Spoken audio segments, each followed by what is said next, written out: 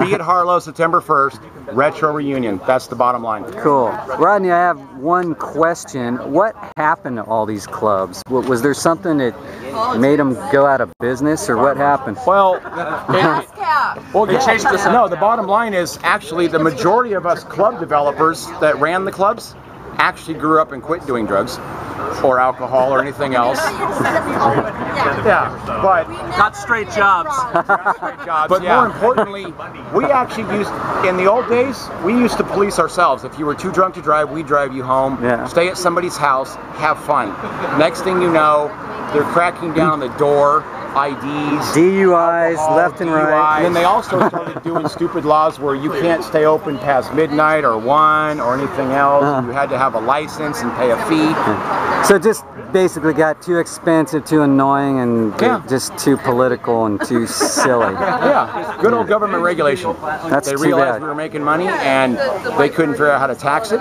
They couldn't regulate it, and so they just started, you know, you'd walk outside the club at night and there's like 9 cops in the driveway harassing you, and you know, so plus the younger generation jumped in and decided that they should start fights and stuff. We never had fights at clubs. That's right. I don't remember ever I remember that. fight at a club. I remember that. It was all peaceful. Huh? A fight, yeah. Nowadays they do. It seemed like the theme was peace, happiness, and togetherness. Give me the beer money so I can collect and go to my house afterward, and everybody, you know, you continue the party afterward, definitely. And if you couldn't make it to her house, you went to Caro's at the Lions, sorry. It's Lions and Caro's. Lions until 6 a.m. in the morning when you sobered up and go, okay, I'm going to home now. I got to be to work in an hour. Yes, sunlight was not our friend. Rodney, would you introduce everybody in this crowd here? I This know is Harry. the infamous Harrison Price, the ever spiritual zoo. James Dean was a skull monkey. Amazing programmer of music technology. I don't think he ever actually knew how to play a drum, but it sounded good once you remixed it. Rena? Hi, Rena Devon. Hey, Rena. So, did you work at one of these clubs? Or a bunch of them? I was just there all the time. Okay. I was A patron. I was a patron, dancing. I used to put on fashion shows all the time. And just sometimes I played music, but most of the time I was there having a good time. We had to have the cute girls to hang around us guys, so you know. It attracted crowds, right? Mr. Gregory Kirkham? Hi, I'm most famous for my lip sync of Skinny Puppy Smothered Hope. Wow! Got most of the crowd covered in blood. Got a lot of people upset at me, but after that I later became the decorator for the Zoo Club. Eventually Styles Malarkey's, New Beat Cafe, a little bit with Spectrum 90 with Rodney. And a few others with Scott Burstier on the road traveling. And when it came to working a door, checking people's ID and smiling so they came in the club wanting to spend money, was the absolute astonishing Nikki Fowler. It's all about the music. And the people. And what concert did you just go to? What country did I just go to? What concert? Oh, Morrissey. Morrissey. So, Not Morrissey. is he still making depressing music? Yeah, he is. He's very happy though. He's very happy making his depressing music. No, not so celibate. I saw him at Arco in '92, I think. That was a great show. I had a press pass for that. Yeah, that was a fun show. I had a magazine, my magazine. And last but not least over here, needing no introduction because he's the only one of us that's still freaking DJing. I'm Bryan Hawk. While these guys were running the show, I was still paying the door cover. Actually, you DJ'd at my club one time at Brandon's. 11th and L. I think, how many people showed up? About 5? That was Steve Moore's fault. That was Steve Moore's fault, yeah. So, but these guys inspired a whole new generation of entertainers and club goers here in Sacramento. I started, I took over the Amazon, did that for about 6 years. I remember Amazon. I DJ'd every Where was Amazon located? That was behind American Billiards. That's right. Palm Avenue, out by the Seminoles.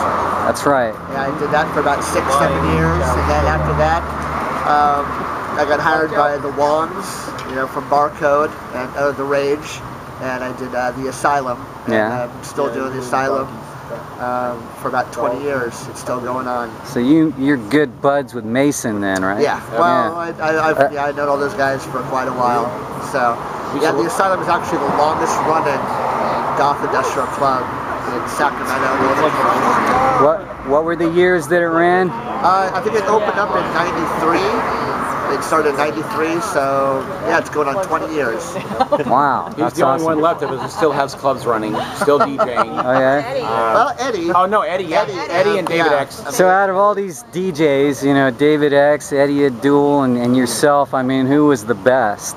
We all think we're the best. We all think we're the best. That's a loaded question. I'm kidding. The French rocker, Scott Mercier, beats us all. Yeah.